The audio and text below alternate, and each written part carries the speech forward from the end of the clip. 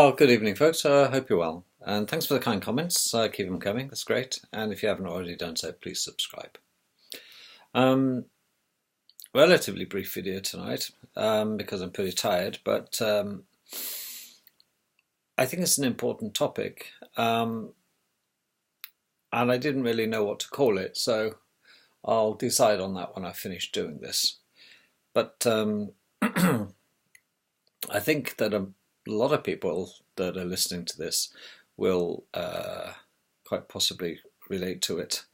I'd appreciate your feedback on this one to see if I'm whistling in the wind or talking to myself or whatever, because it's I do value other people's opinions. It's quite a good barometer to me to see how I'm faring compared to the general population, or certainly the sane ones who are out there, if you like, in the land of ether. And it's very cold today, and that's why I'm snivelling. So forgive that, a little getting over a cold, I think. There used to be a great film, well, there still is a great film. It was called The Naked Civil Servant. And it was the main player, the main star of that was a guy called Quentin Crisp. And Quentin Crisp was the character name, and the man or the actor who played that was John Hurt.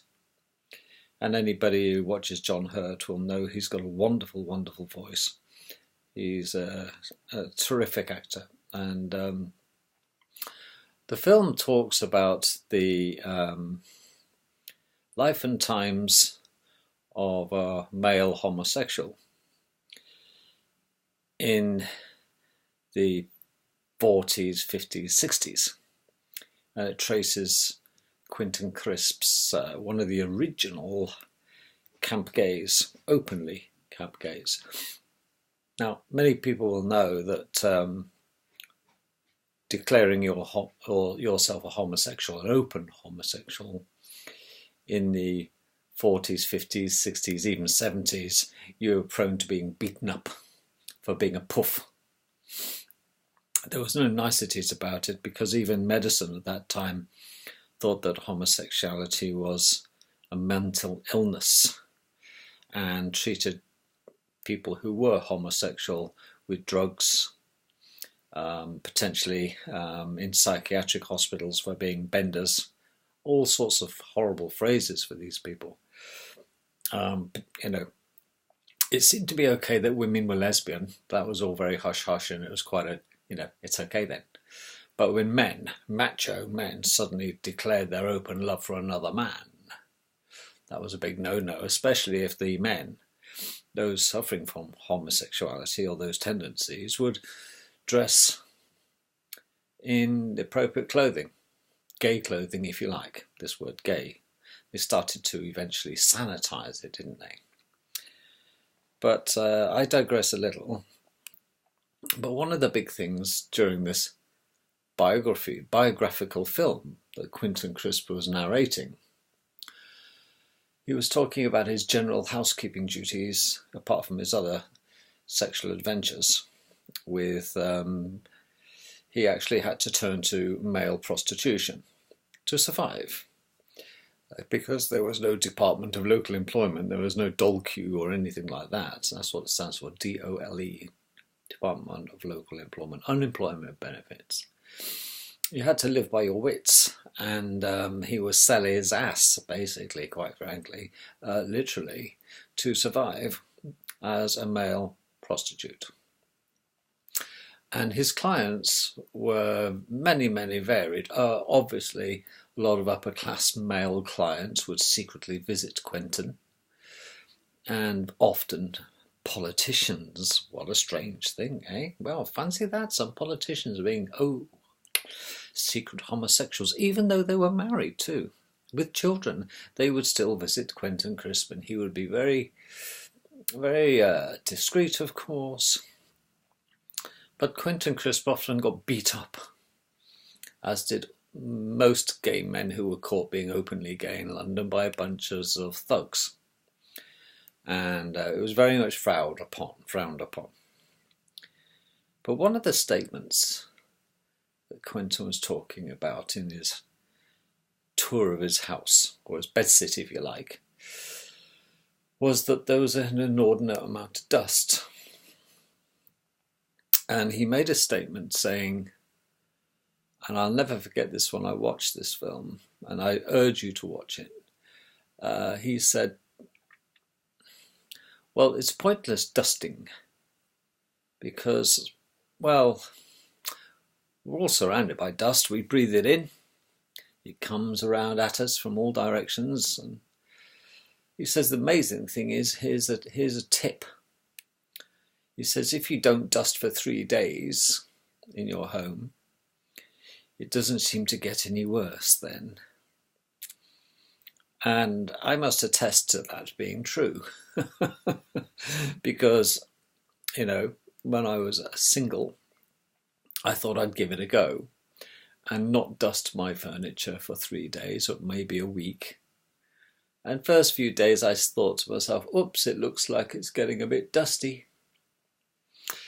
Not putting my finger across anything to prove the point, I could see it. But on the 3rd, 4th, 5th day, it didn't seem, quite literally, that it was getting any worse. And I thought, you know, Quentin Crisp was right. And I tolerated it, I suppose, as long as I could.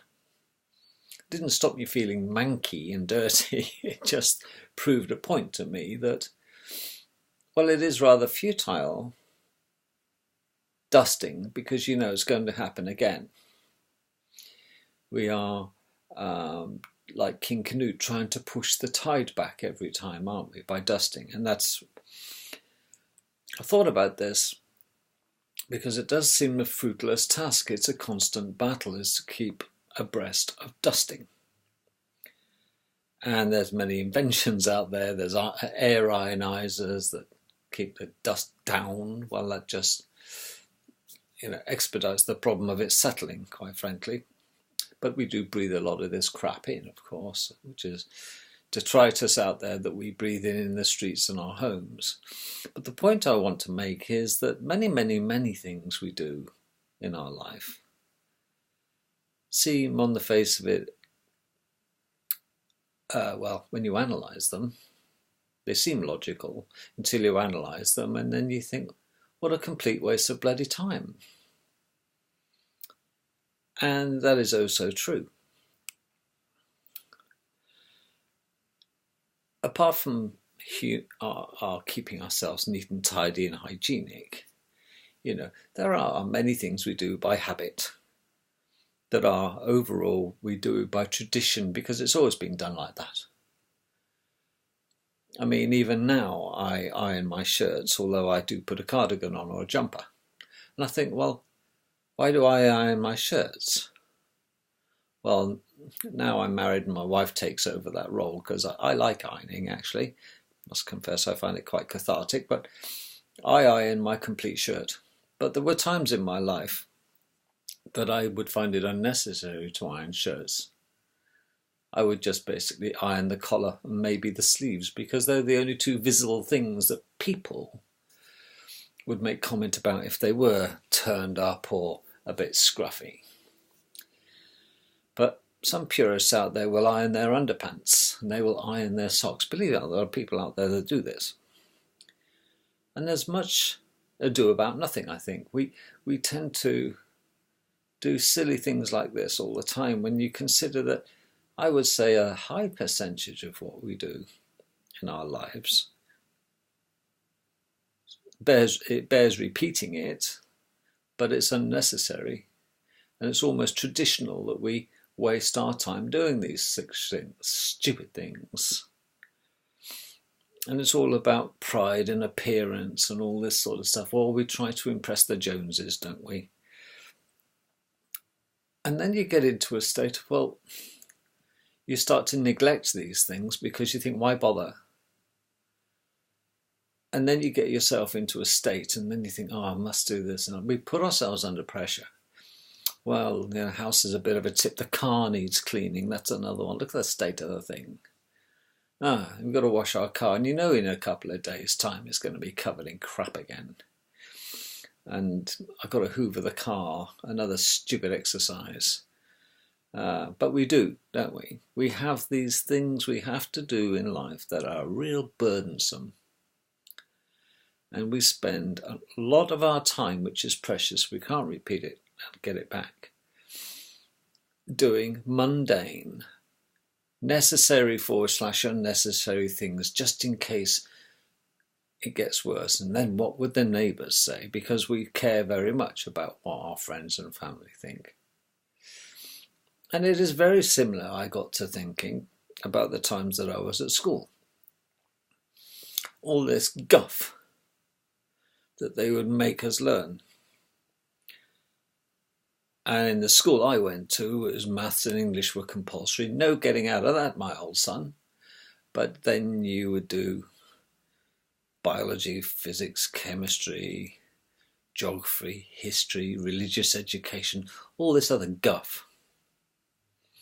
And it had no bearing, really, much of it. We were just being taught what the governments had told the teachers to teach us.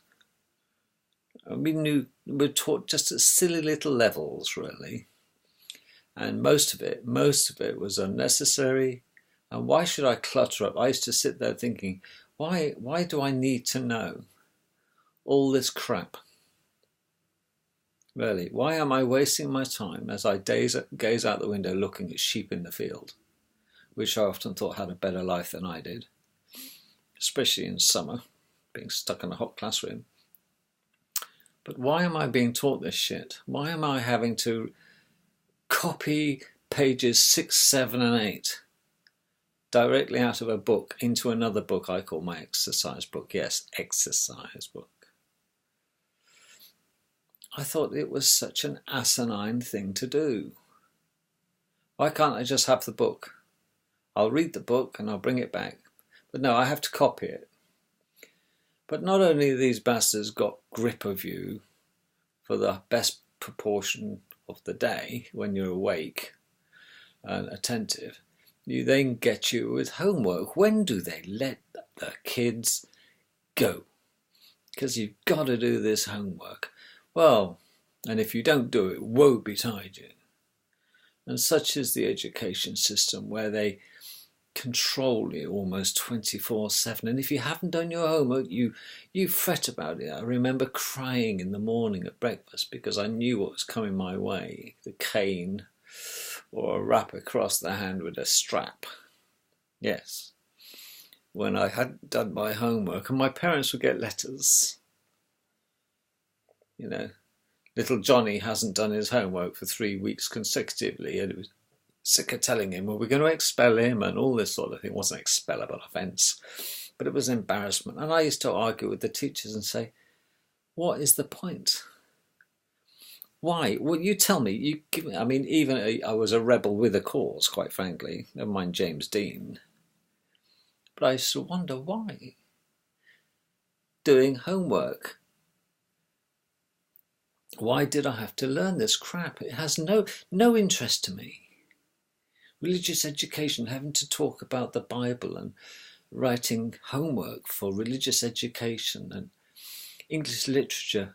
Well, just give us the books. I'll read them. But why should I have to write down my take on the books just to convince a teacher who's going to read one of 30 exercise books every evening to see what the kids are thinking, what we've taken in? And then it all climaxes, doesn't it? All this boredom and irritation and frustration and victimization in sitting an exam.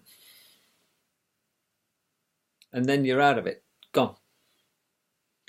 It's just exactly like the Pink Floyd album where that monster is pushing children into a mincer and out come the bits like, we don't need no education.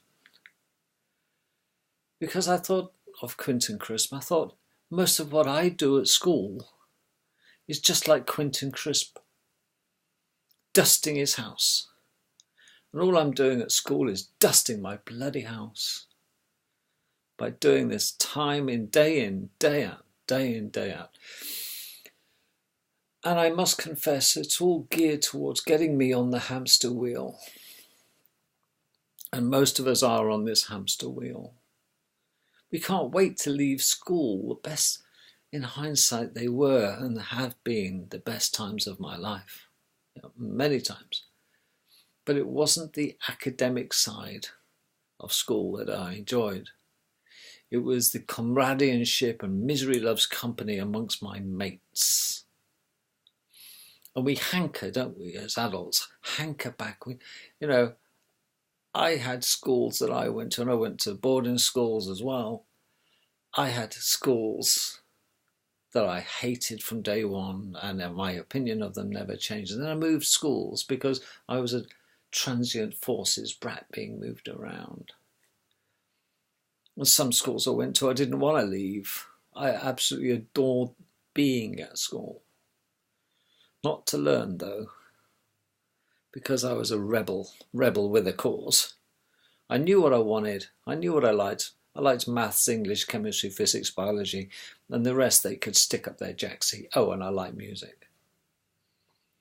But I couldn't understand why people would want to do things like history, because my thoughts about history was, it's gone, it's finished, what's the point of worrying about it? But I changed my tune latterly about history, because history often repeats itself, and you don't tend to learn that until later on in your life, that history does indeed. But you need to remember what happened in history and take mental note of it, so when you spot it, you can say, this is history repeating itself, what I'm experiencing now. This happened 30 years ago, 200 years ago, 100 years ago. This is exactly what we seem to be in this sine wave, up and down, and there are events in history that repeat themselves. And you wonder, is it by chance or is it deliberate? Well, there's one thing for sure. There are a group of people or families on this world that will decide what you learn at school, and how much you learn, and how much you're allowed to learn. And more importantly, they decide what topics you will be taught. And you're not going to be taught anything that's going to put you above their knowledge or on the same level as their knowledge. And I'll give you an example of how that works.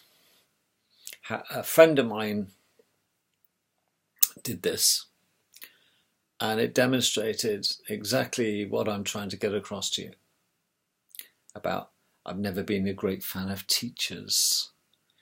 Teachers are those people who have not had an original thought in their lives, quite frankly, and they've never left school, and they've never done a proper job. My opinion of teachers. Forgive me if you're a teacher. Well, I don't care if you forgive me or not. I think it's a straight fact. You should grow up and leave school and get a proper job, and stop indoctrinating children with bullshit. I had a friend who was reasonably okay at music, as I was. I could play the piano, and so could he. Okay? And we went through the grades, as you know, piano grades at school. And we left school and we remained friends. We lost contact for a while, and I eventually met up with him again. And I discovered, to my amusement, I never thought he was that good a piano player or organ player. He used to play the organ as well. And I said, how are you? He says, what? I said, what are you doing now? And he said, oh, I'm a music teacher. I said, oh, really? Really surprised, actually. I was quite impressed. Oh, what do you do for a living now? And he says, I go and teach piano to kids. I thought, impressive. That's a worthwhile thing, to spread the love of music, and But I thought, well, strange that he could do it. I didn't think really had the talent for the stickability, or he wasn't that good a player. He had a problem with tempo, I do remember that. He couldn't keep a beat. His life depended on it. I thought, well, I know that you didn't get past grade 5 on your piano. And did you get to grade 8 and go on to teaching? He says, no, I quit at grade 5. I thought, just as well, it's a bit beyond your level. Surprised you got there. I said, well, how do you start? What level do you teach at piano? He says, beginners up to grade 5. I said, oh, interesting. Maybe I might touch on grade 6, he said. But I've got so much work, I don't know what to do. I'm fully booked all the time because the interest in learning the piano is, depending on where you live, is quite high. And there's always a shortage of piano teachers. They'll be prepared to visit students in their homes who own a piano. I thought, well, how do you do this? Because how do you teach a grade 6, 7 and 8 student when you're not quite that quality yourself? It's a bit rich, isn't it, really, trying to teach someone? How do you teach someone to be better than you? Because all you can teach up to is what your limit is. He says, I never teach them to that level. Let's say, for example, I take on a student, we start at grade 3. Okay. And then they move to the grade. But what happens when you get to the grades where you find it tough yourself, never mind the student? He says, I'm never in a position where the student will ever know more than me. I thought, well, how's that?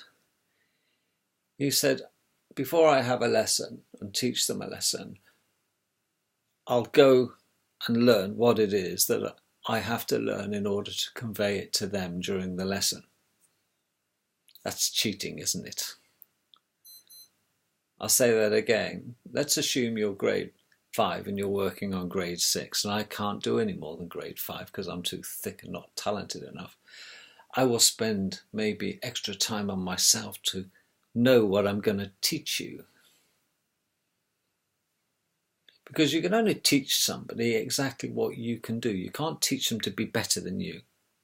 That would be hypocritical. You can only, by nature, teach them. But there's a lot of people who do as I say, not do as I do. And this is what he was doing. He always maintained being one step ahead, just one step ahead of his students. Okay, and there are many, many, many teachers at school, particularly in the 6th form, who are like this with their students as well. So it's quite a good thing for those to get away with, I suppose. It allows teachers to hang on. But teachers eventually, you see, never quite teach their pupils exactly what they need to know at that level, because teachers will always hold something back as a bartering tool to get you with. If you get cocky, they'll ask you a few stunning questions that you simply go, well, you see, you didn't know, did you? You thought you knew everything, George, but you don't know. And this is what they do. So I've never been a great fan of teachers. But much of what we learn at school is a waste of time.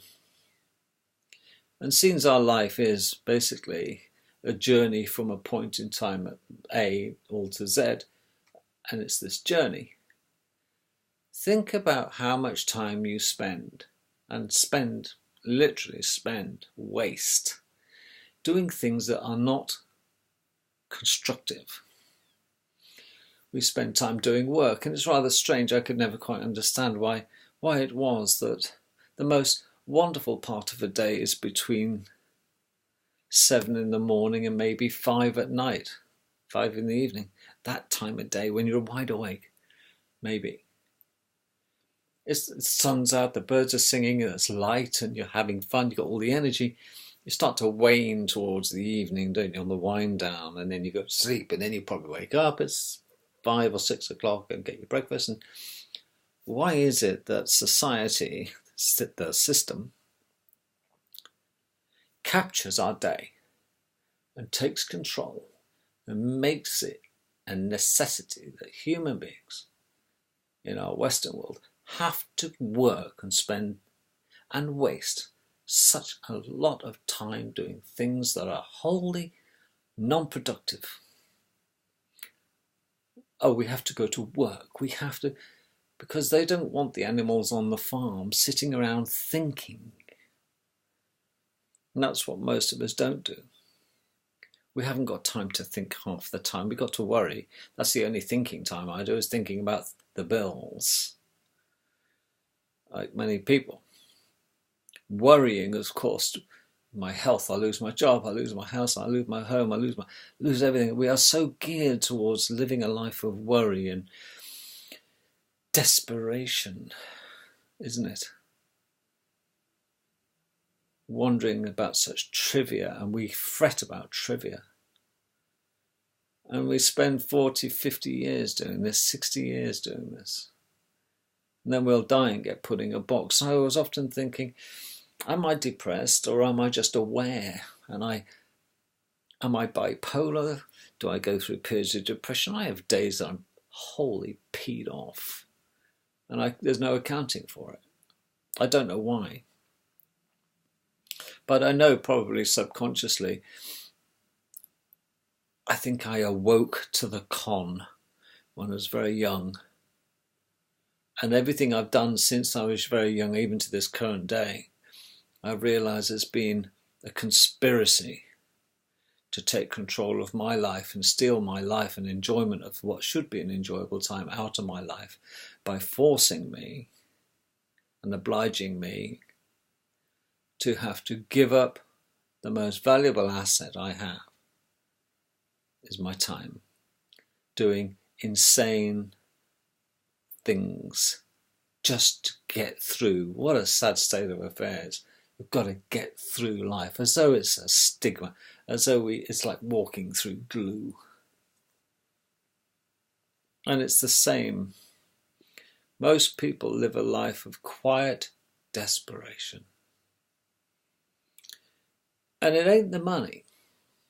It is not the money, or the lack of it, or too much of it. Because even people in Hollywood, and people like Stephen Fry, for example, an actor, author, you name it, he had a very troubled childhood and went through manic depressions, bipolar disorder.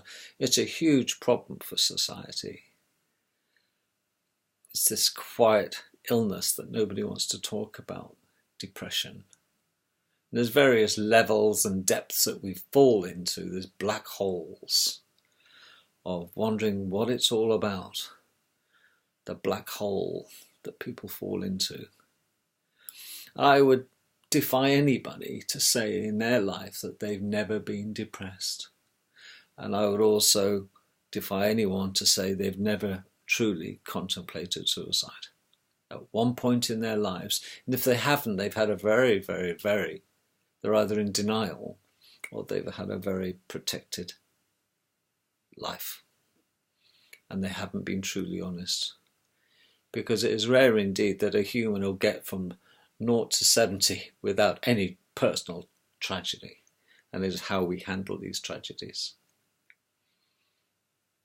When I was young, and I'm the youngest of 5 children, so there were 7 of us, parents and 5 kids,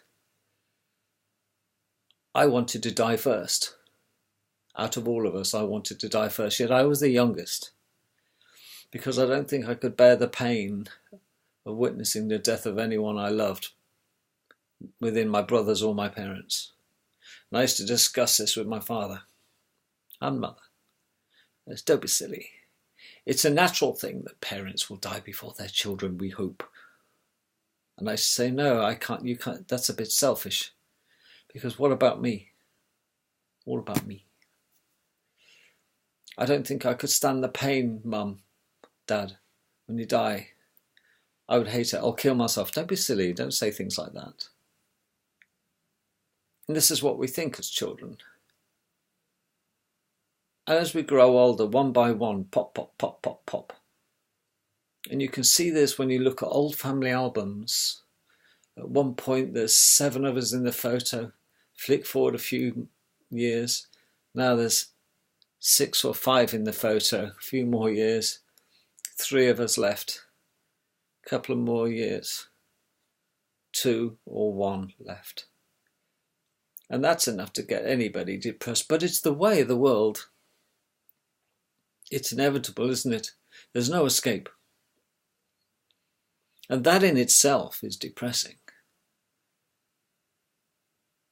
When I think back on my very first jobs that I did, aged 16, and the bosses that were aged 40 or 50 that I had to deal with, and I maybe liked or didn't like.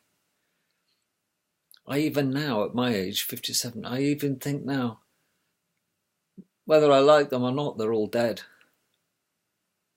And yet the arguments we used to have and the discussions and the things that they all thought that important in them days, to me now seem trivial, unnecessary. And now I don't sweat the small stuff. I get upset with people, I don't even let it, it's gone. Because I know tomorrow's another day, it won't matter. Next year it certainly won't matter, and the years after, what won't matter? I've forgotten all about it. I've stopped harbouring grudges. Doesn't mean I don't remember the ills that people do towards me or upon me, but I don't seek revenge. I don't have schadenfreudic thoughts about people. Because I have photos to look at of my family in decline. There's no guarantee the youngest will out-survive the older ones. But there were periods in my life that I thought about ending it. Because you go through these periods in your life.